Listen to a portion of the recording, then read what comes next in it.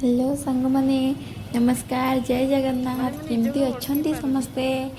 आज मु आपण को भुवनेश्वर गोटे बहुत ही फेमस और बहुत ही बढ़िया जगह मैंने देखा जोटिकी आपण मैंने आसिले फेरवा को ही केवे भी मन हेनी से आपण मैंने ओबियसली जानी भुवनेश्वर एस्प्लानेट।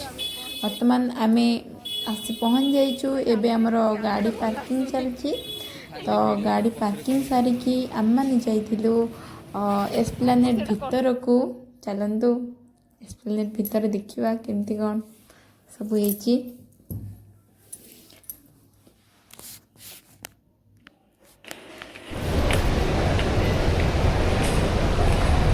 फाइनाली आम पहुँच गलु आउे आम लिफ्ट खसवा आरंभ कलु।